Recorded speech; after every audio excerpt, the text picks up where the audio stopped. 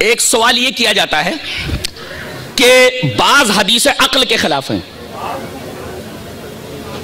اب وہ عقل کی میزان پر تل جائے، پوری اتر جائے تو ہم مانیں گے۔ میں تو کہتا ہوں قرآن کی بھی بعض باتیں عقل کے خلاف ہے، تو آپ نہیں مانو گے؟ میں کہتا ہوں آگ کا کام کیا ہے؟ عقل کیا بولتی ہے؟ جلانا نا، کہ ٹھنڈی ہو جانا۔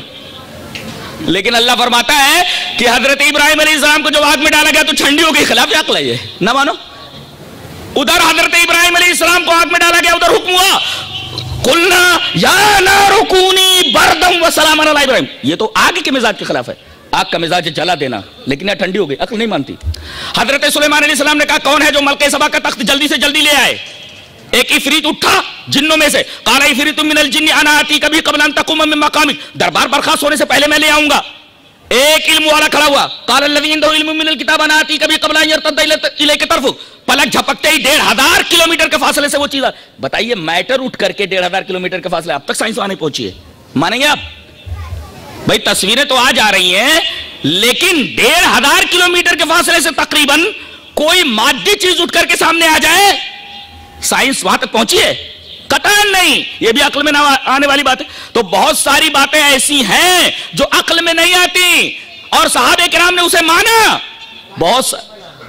میں کہتا ہوں کہ کون سی عقل استعمال کریں گے آپ اپنی عقل استعمال کریں گے، یا محدثین کی عقل استعمال کریں گے، یا فلاسفہ کی عقل استعمال کریں گے، یا منطقیین کی عقل استعمال کریں گے، سیاستدانوں کی عقل استعمال کریں گے، تاجروں کی عقل استعمال؟ کون سی عقل معیار ہے بھائی؟ حدیث کی صحت کے لیے معیار کون سی عقل ہے؟ عقلیں تو مختلف ہیں، کون سی عقل معیار ہے؟ پہلے وہ عقل لاؤ جس کو تم معیار سمجھتے ہو، اس کے بعد بحث جاری ہوگی، اس کے بعد بحث ہوگی۔ تو جہاں تک عقل کا معاملہ ہے، اسی وجہ سے نبی کریم صلی اللہ علیہ وسلم نے پہلے ہی فرما دیا تھا کہ کچھ بات ایسے آئیں گے بد دماغ لوگ جو کہیں گے جو باتیں ہماری عقل پر پوری نہیں اترتی ہم نہیں مانتے۔ نبی کریم صلی اللہ علیہ وسلم نے اپنے داماد محترم کی روایت سے وہ بات ہم تک پہنچا دی۔ حدیث اس طرح، وعن علی رضی اللہ تعالیٰ عنہ قال لو كان الدين بالرأي لكان اسفل الخف اولى بالمس من اعلى وقد رايت رسول الله صلی اللہ علیہ وسلم يمسح ولا ظاهر خفيه رواه ابو داؤد في کتاب الطہارہ۔ حضرت امام ابی داؤد اس حدیث پاک کو ایسے کتاب الطہارہ کے اندر لائے، راوی نبی کریم صلی اللہ علیہ وسلم کے داماد محترم حضرت علی رضی اللہ تعالیٰ عنہ۔ حضرت علی فرماتے ہیں کہ اگر دین کی بنیاد عقل کے اوپر ہوتی تو موضع پر مسا اوپر سے نہیں بلکہ نیچے سے ہوتا، اس لیے کہ عقل کہتی ہے کہ گندگی جہاں لگے۔ اچھا منکرین حدیث سے یہ پوچھے وضو کے قائل ہو، نماز پڑھتے ہو؟ بولے نماز پڑھتے۔ اچھا وضو کرتے ہو؟ بولے ہاں، تو وضو کرنے کے بعد نماز ہو جائے گی؟ بولے ہاں ہو جائے گی، لیکن وضو ہی خلاف عقل ہے، ٹوٹتا کہیں دھلوایا کہیں جاتا ہے، خلاف عقل ہے۔ اس کا مطلب یہ ہے کہ آپ نماز بھی نہ پڑھیں، یہ بھی خلاف عقل، وضو خلاف عقل ہے، اور عقل نہیں لڑائی جاتی۔ صحابہ کرام رضوان اللہ تعالی علیہم اجمعین کا طریقہ یہ تھا کہ عقلیں نہیں لڑاتے تھے۔ اس سلسلے میں آپ کے سامنے 2 حدیثیں پیش کرتا ہوں، پیش کروں۔ حدیث ایک حضرت معاذہ سے، حدیث اس طرح، وعن معاذہ قالت سألت عائشہ رضی اللہ تعالی عنہ فقلت ما بال الحائض تقضی الصوم ولا تقضی الصلاة قالت انت حروریہ قلت لست بحروریہ ولکنی اسأل قالت كان يصيبنا ذلك فنؤمر بقضاء الصوم ولا نؤمر بقضاء الصلاة رواہ مسلم کی کتاب الحیض۔ حضرت امام مسلم رحمہ اللہ اس حدیث پاک کو اسے کتاب الحیض کے اندر لائے، مسلم کتاب الحیض میں روایت موجود ہے حضرت معاذہ سے۔ حضرت معاذہ آتی ہے اور کہتی ہے ام المومنین عائشہ رضی اللہ تعالیٰ سے ایک سوال کرنا ہے۔ کہا کہ پوچھو؟ کہا کہ سوال یہ کرنا ہے کہ عورت جب رمضان کے روزے رکھ رہی ہو اور وہ ماہواری میں چلی جائے تو جو روزے چھوٹ جائیں رمضان کے بعد اس کی قضا ضروری ہے، قضا کروائی جاتی، لیکن اس پیریڈ کے اندر اگر نمازیں چھوٹ جائیں تو بظاہر عقل یہ کہتی ہے کہ بھئی چلو 7 روزے چھوٹے، اس حالت میں رمضان کے بعد 7 روزے معلوم ہے چھوٹ گئے، قضا کر لے۔ اب کسی کو اگر مینسیز تقریباً 3 دن آتی ہے تو 3 دن 5 ہے 15 وقت کی نمازیں معلوم ہے، اس کی قضا کا حکم کیوں نہیں دیا گیا؟ وہ پوچھتی ہیں، سمجھ میں بات نہیں آ رہی ہے؟ کہہ رہی ہیں کہ حائضہ کو نبی کریم صلی اللہ علیہ وسلم روزوں کی قضا کا حکم کیوں دیتے تھے؟ ایسا کیوں ہے کہ حائضہ روزوں کی قضا کرے نماز کی قضا نہ کرے؟ عقل یہ کہتی ہے کہ روزہ یہ مفضول ہے اور نماز افضل ہے، تو افضل کی قضا نہیں کروائی جاتی، مفضول کی قضا کروائی جاتی ہے.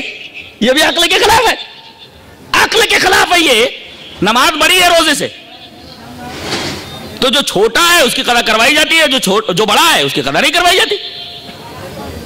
تو حضرت عائشہ رضی اللہ تعالیٰ نے پوچھا انت حروری ہے؟ حروری ہے کیا؟ تیرا تعلق خارجیت سے کیا؟ ہر بات کو عقل کے پیمانے پر تولنا اور کج فکر ہونا، اس طریقے کے سوالات. ہر حکم کی لم جاننا، ہر حکم کی علت جاننا، اس لیے کہ احکام علت پر منحصر نہیں ہے. جنہوں نے شریعت کا گہرا مطالعہ کیا وہ اچھی طرح جانتے ہیں. اب یہ لم پوچھ رہی ہیں کہ ایسا کیوں ہے. حضرت عائشہ رضی اللہ تعالیٰ نے پوچھا انت حروری ہے کیا؟ تو حروری ہے؟ قلت لست بحروری، میں حروری نہ، ولیکن اصل ایک سوال ہے پوچھ رہی ہوں بس، ولیکن اصل پوچھ رہی ہوں. حضرت عائشہ رضی اللہ تعالیٰ عنہ نے بڑا پیارا جواب دیا، آب ذری سے لکھے جانے کے لائق ہے. فرمایا تیرے سوال کا جواب یہ کان یصیبنا ذالک، عورتوں کو یہ حالت درپیش ہوتی تھی. فنؤمر بقضاء الصوم ولا نؤمر بقضاء الصلاۃ، ہم کو حکم دیا جاتا تھا کہ روزے قضا کریں اور ہم کو حکم نہیں دیا جاتا تھا نمازوں کی قضا کا. دیکھیے آپ بالکل یہ ڈیپینڈ ہو گئی اور مسئلہ بتا دیا کہ نبی کی بات اس سلسلے میں حرف آخر ہے. وہی بات حضرت علی رضی اللہ تعالیٰ عنہ فرما رہے ہیں کہ بظاہر عقلیہ کہتی ہے کہ موضوع پر مسا نیچے سے ہونا چاہیے، تلوے سے، اور میں نے یہ دیکھا کہ نبی کریم صلی اللہ علیہ وسلم موضوع کو اوپر سے مسا کر رہے ہیں. وقد رأیت رسول اللہ صلی اللہ علیہ وسلم یمسح علی ظاہر خفیہ، بھی خلاف عقل ہے. چلیے ایک حدیث اور پڑھتے ہیں. حدیث اس طرح وعن زید بن اسلم عن ابیہ قال سمعت عمر بن الخطاب رضی اللہ تعالیٰ عنہ یقول فیما الرملان اليوم والکشف عن المناکب وقد اتا اصل میں وقتا تھا، ثبت و ارسا، یہ واو الف سے بدل گیا حمزہ سے.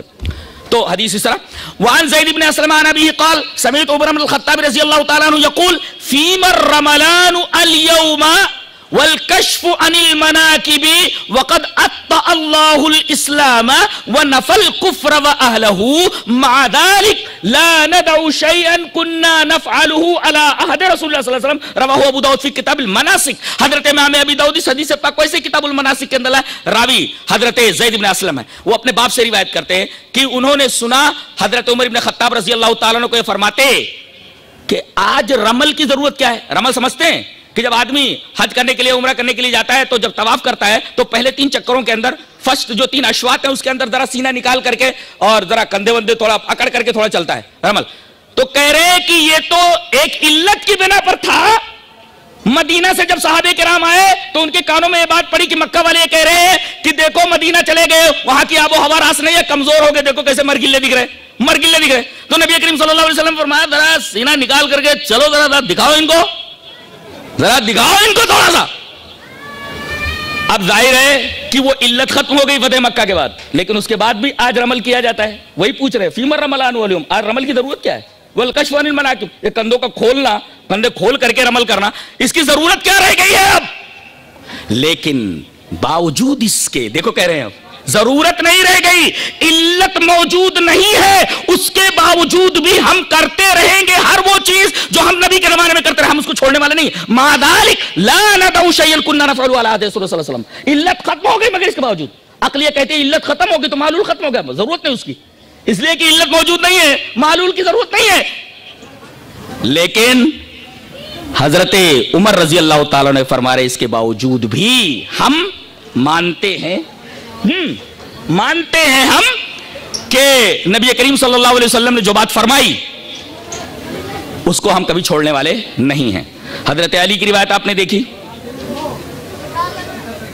ٹائم ہو گیا شیخ؟ چل.